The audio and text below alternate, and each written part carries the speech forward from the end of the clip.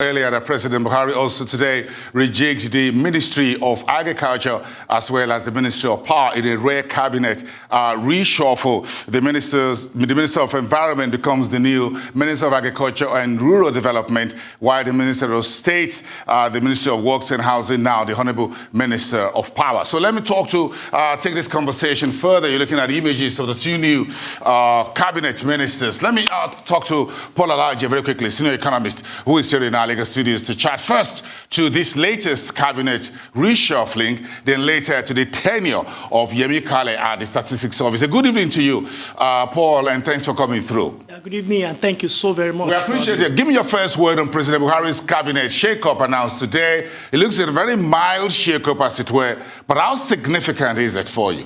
Well, for me, I think it's very significant. When you look at the performance of power, according to the reports that have been shared before now by National Bureau of Statistics, we cannot say that we have seen significant improvement in power supply. Now, somebody may want to be looking at how power grew in the last GDP report. I'm one of the contributors, but that will not be the basis because you are comparing that to history that already have minus 6.01% GDP growth rate. So that will not be a very fantastic way to compare. But in terms of output, real output, have we been able to grow to about 10,000 megawatt that we're expecting to have, in terms of generation, transmission, and distribution. I think if the president thinks he has a better hand, a more capable hand to make power more available at affordable rates to Nigerians, I think I will welcome such decision. Paul, this will be a Minister of State of Works and Housing who had worked with Babajide Babatunde Raji Fashola as a Minister of Works, Housing and Power back then. So technically, this looks to you a bit like a round peg in a round hole.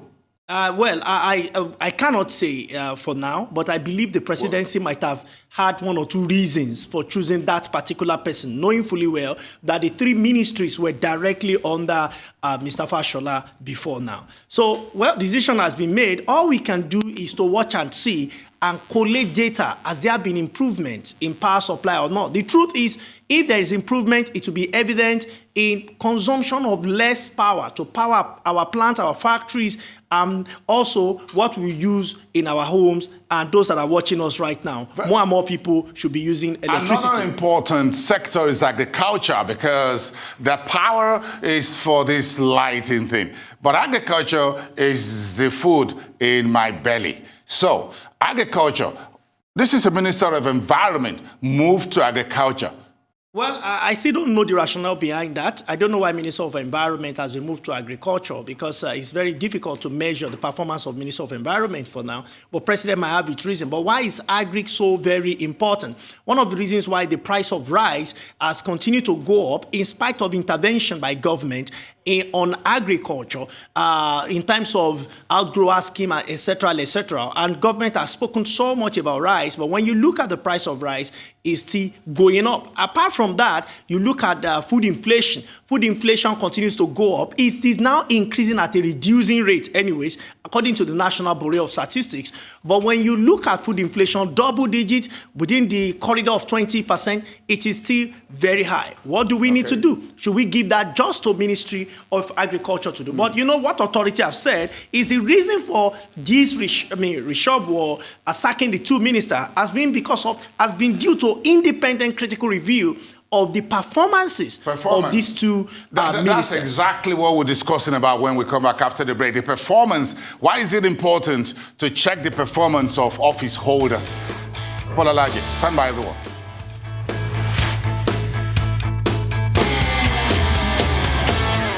President Muhammadu Buhari 6 days ago announced Dr. Simon Harry as the country's new Statistician General and head of the Statistics Office, or NBS. Harry is stepping into the shoes of Dr. Yemi Kale, whose 10-year tenure as head of the Statistics Office ended in August after serving 2 terms, giving us some looking back at Yemi Kale's footprints on Nigeria's statistical space and what to look at for under the new helmsman is Paul Alaje of SPM Professionals. Thanks for standing by, Paul. You're talking about performance in terms of changing ministers and moving them around like on a chessboard, as it were. But let us talk about our statistics office because we've seen that data is the new oil.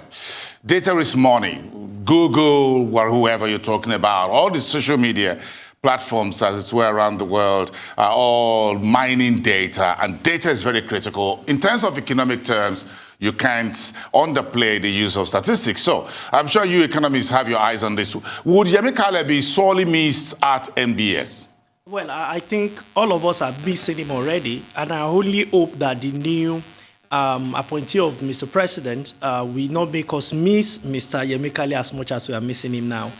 You need to know what NBS was before 2011 and what NBS is now to appreciate the contribution of the man that sits in one of the most difficult offices. You know, when the data favors some people, everybody put their hands together for the head of such organization. But when the data are not looking so good, then we say, oh, the data might have been manipulated one way or the other. But you see, before Mr. Yemi Kale emerges as the head of NBS, that's National Bureau of Statistics, you may want to look at what were the data that were being released at National Bureau of Statistics, just 3 of them. Categorically, you talk about the gross domestic product, you talk about labor force and unemployment rate, then you talk about consumer price index. But between 2011 to 2021, at least 50 have been added. Approximately 52. I mean, properly speaking, about 52.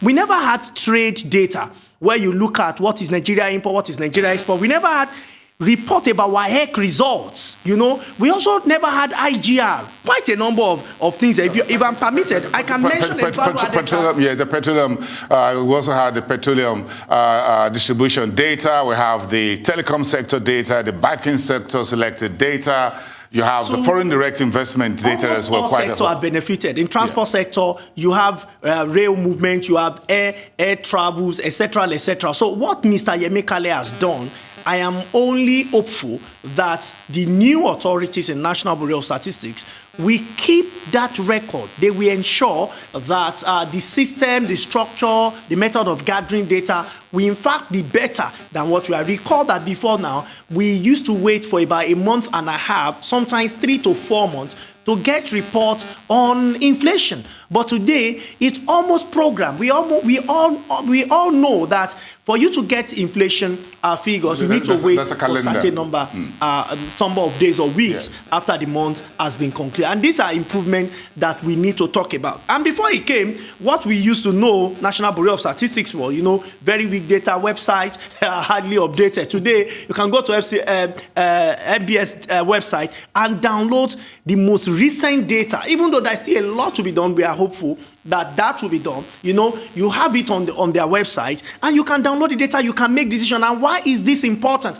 If I want to start airline business, I already know how many people are flying. If I want to collaborate with Nigerian Railway Corporation, for instance, I know what is happening. If government want to make policy on should we remove subsidy or not, what is the consumption pattern, on data that is available. We are moving from a situation where we have nothing to where we have, I mean, somewhat some amount of data that we can work with, we can plan with. And I think he has done his very best that should be appreciated by us all. Well, in terms of what Yemi Kale was able to do from just about 3 of those data, and as a journalist over the last 30 years, I can tell you how difficult it was to get some of those data, GDP numbers, as simple as inflation numbers in black and white paper and all of that.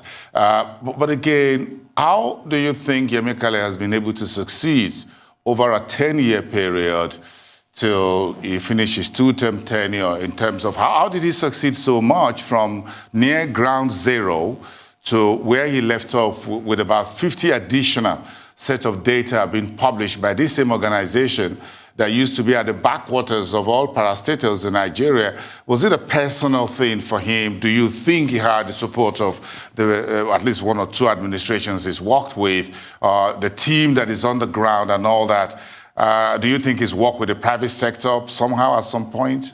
Well, I don't think you can achieve anything alone in life, no matter how small such thing is. And when you look at the administration he worked with, he witnessed handover from one political party at the center to a different political party. And if you want to look at it critically, we had 7% GDP growth rate around 2014 thereabout, 2013, 2014 thereabout. Then the GDP number started dropping.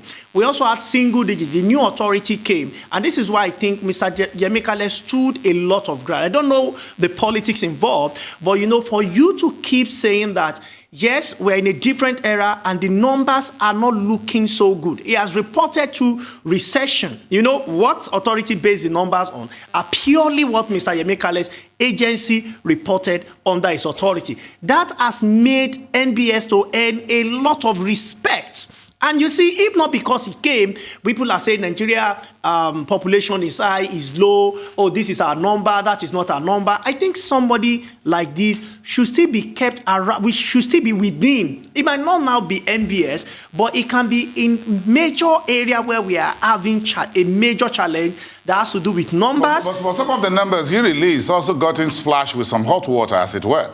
Yes, I'm not saying he's a perfect man, but I'm saying... No, what I'm saying is that not that the data that he released was wrong, not correct, but because some folks felt, well, you know, this is very... For me, that is why I believe he worked.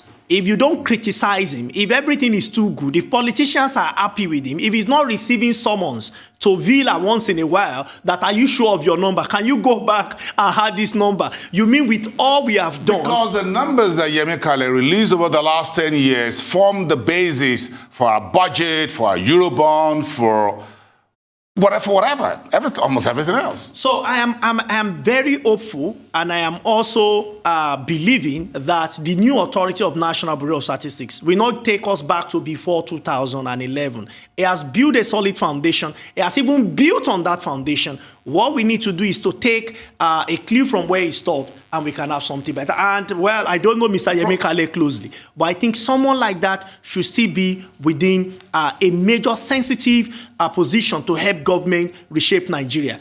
I can also mention to you that I've been on one or two programs side by side with Mr. Yemekale, and I've been privileged to ask him some questions as to how he was able to keep turning this data even when Nigeria was in recession. He said, well, if I don't do that... Money, the funding, that's my next question. Yes, and we go to funding, which is a big challenge. But you see, if he's not doing the right thing, we will be getting ourselves into bigger troubles, making our numbers look good. Meanwhile, the things are not really good at all. Now, the funding, I strongly believe that the National Bureau of Statistics is highly underfunded, because that's one of the agencies that form the foundation for the growth and development we are looking for. For planning purposes. Yeah, for planning purposes. And if you don't plan, well, you have failed on arrival. We need to see National Bureau of Statistics as a critical agent for development. Agency, I beg your pardon. We need to see it as a critical agency for development. No matter how you want to build fantastic road, and the role of National Bureau of Statistics is even more important for states. I see some state government that build flyovers, and you wonder if the road was congested in the first instance. Meanwhile, there are people that are poor, that are deprived, and that are hungry. In some community where government should focus on partnering with private sector and creating environment for private sector to create employment opportunity, and even for small businesses, to be engaged so that poverty rate, unemployment rate, and hunger rate within the communities or the state will reduce. This can be achieved if they build on a solid foundation. And that foundation, in this world and in this age, data gathering, data analysis will, of course, give it to them. So definitely, Dr. Bassey, the new Hemsman, the new statistician general, that's part of your shopping list for him. Yes. But I think some of the things Yemekale did was also to get some state governments to also start prioritizing data as well. So thank you very much for speaking with us tonight on the show. Alaje, senior economist at SPM Professionals. Enjoy your evening and the rest of your week.